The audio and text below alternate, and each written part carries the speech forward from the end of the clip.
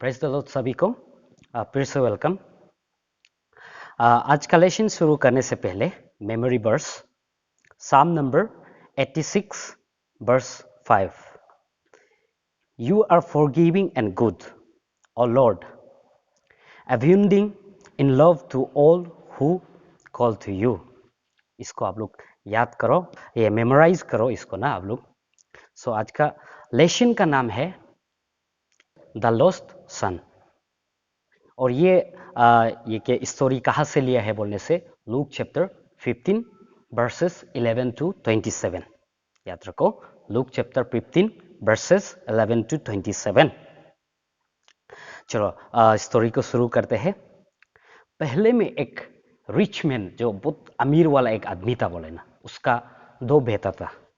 एक जो है बहुत सिंसियर था, मम्मी पापा का जो बात था उसको मानता था, और दूसरा जो है एकदम नटखट थोड़ा बदमाशी टाइप ऐसे वाला बच्चा था। तो जो बदमाशी वाला सेकेंड वाला बच्चा था, वो जो है पापा से हर दिन पैसा मांगता था। पापा पैसा दो, वो ये ऐसे बहाना करके ना बहुत पैसा मांगता था, लेकिन उसको सफिशिएंट ही नहीं होता था। क्यों सफिशिएंट नहीं होता था बोलने से, क्योंकि वो अपना लाइफ को एकदम इंजॉयमेंट में इधर उधर दोस्तों का साथ में घूमने में एकदम वो स्पेंड करता था पैसा को, इसलिए नहीं जुड़ता था। वो एक दिन इसलिए गुस्सा होके ना पापा को आके, पापा ये आपका जो पैसा देता है हमको सेटिस्फाइड नहीं देते, सेटिस्फेक्शन नहीं देते, इससे सेटिस्फाइड नहीं होते, तो प्लीज अब हमको जो मेरा ये प्रॉपर्टी का हिस्सा है, जो मेरा शेयर है, उसका पैसा हमको दे दो बोल के पापा को गुस्सा से वो दौड़ से धमका के और थोड़ा मासूम वाला चेहरा देखा के बोल दे। तो ऐसे पापा भी क्या करेगा, बेटा को तो देना है। तो इसलिए पापा ने क्या किया है, उसका जो बेटा का जो शेयर है, उसका जो प्रॉपर्टी है बेटे के लिए जो रखा था उसको दे दिया उसको। तो बेटा ने उस पैसा को मिलके क्या किया, एकदम खुशी हो गया, एकदम इंजॉय खुशी होके क्या किया है, वो अपना फैमिली को छोड़ के दूसरा कंट्री में चला गया। दूसरा कंट्री में जाके वो क्या किया है वो अपना लाइफ तो मजा से दोस्तों का साथ में पार्टी में एकदम पूर्ति एकदम इधर उधर पी पाने में एकदम अपना लाइफ को एंजॉय कर रहा है। लेकिन पापा उधर में सोच रहा है कि टेंशन हो रहा है, अरे मेरा बेटा कहाँ चला गया, कहीं पैसा को लेके जाते समय, कहीं घूमते समय आदमी तो मार के तो लूट के उसको मरा तो नहीं दिया बोल के पापा उधर में टेंशन हो के घर में बैठ रहा है। लेकिन बेटा इधर में लाइफ एकदम अपना लाइफ को एंजॉय कर रहा है। ऐसे एंजॉय कर करके बहुत साल बहुत दिन बीत गया, उसका पैसा खत्म हो गया। तो क्या किया है, उसका जितना भी दोस्त था, जितना भी उसका रिलेटिव्स टाइप में, जब उसका पास पैसा था ना उस समय उसका साथ में जो जो रहता था सब उसको छोड़ दिया। उसका पैसा खत्म हो गया तो छोड़ दिया, उसका पास अभी पैसा नहीं है, क्या करेगा। उपाय नहीं, खाने पीने के लिए तो कुछ ना कुछ तो मैनेज करना पड़ेगा, कहाँ से मैनेज करेगा, अभी पैसा है ही नहीं। अभी पापा का पास फिर कैसे जाएगा। वो इसलिए क्या किया है, एक जॉब ढूंढा है। जॉब क्या जॉब मिला है बोलने से, वो एक फिग फार्म में गाहरी लोग को देखभाल करने का एक काम मिला है। उसको देखो, गाहरी लोग को जब देखभाल करते समय उसका पेट में बहुत गुड़गुड़ हो गया, इट मीन्स वो भूख लग गया। जब भूख लग गया तो कहाँ से लेगा, अभी जब तक काम नहीं करेगा तब तक तो अभी जो काम करवा रहे हैं वो भी तो पैसा नहीं देगा। तो इसलिए वो अभी कहाँ से पैसा लेगा, फिर खाना नहीं खरीद सकते, फिर काम भी करना है। तो इसलिए क्या किया है, फिग लुक का जो गाहरी लोग खाना खाते हैं ना, उसको उसका साथ में वो जब खाने के लिए उठा रहा था, मुंह में जब डाल रहा था, तो उसने ये ख्याल आया आया हम लोग का जब पापा का साथ में रहते समय हम लोग का घर में इतना सर्वेंट लोग था, पर भी वो लोग को सर्वेंट लोग को मोर देन इनफ खाना मिलता था। हम यहाँ में दूसरा काम में काम कर रहे पर भी हमको कुछ भी नहीं मिल रहा है बोल के वो ऐसे सोच के बहुत दुखी में रह गया।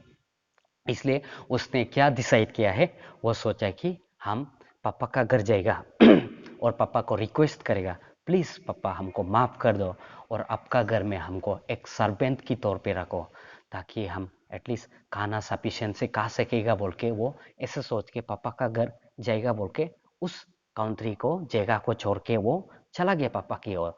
तो उस समय पापा भी रुक रहे इसमें, अरे मैं तो मेरा बेटा मर गया ना जिंदा है क्या बोल के हर समय रास्ता में मेरा बेटा आएगा क्या बोल के वो इंतजार करते देखते देखते रहता था।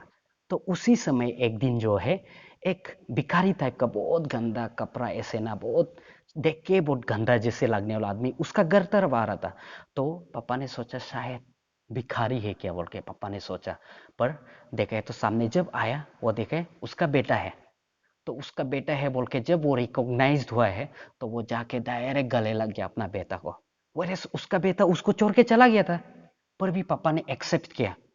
और उसका बेटा इतना गंदा है पर भी पापा इतना साफ है पर भी उसका बेटा को वो एक्सेप्ट किया। अरे बेटा जो गायब था उसको मिल गया बोल के वो बेटा को भी माफ किया। उसका बाद बेटा को कपड़ा खाना साना सब खिलाया।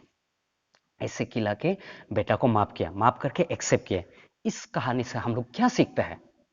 इस कहानी से क्या सीखता है बोलने से, जैसे कि वो बेटा अपना बाप को छोड़ के चला गया पर भी पापा ने एक्सेप्ट किया ना।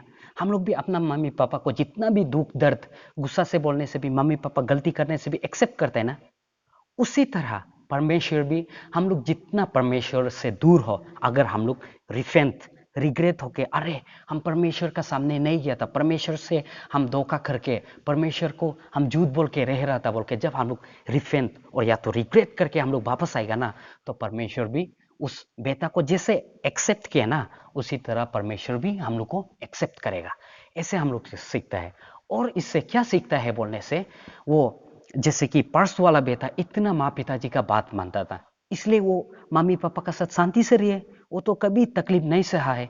लेकिन जो नटखट था, जो बदमाश था, एकदम दुनियादारी लाइफ जीने जो सोच रहा था ना, वो वाला बेटा, सेकंड वाला बेटा क्या क्या है, उसका लाइफ में इतना तकलीफ सहा है।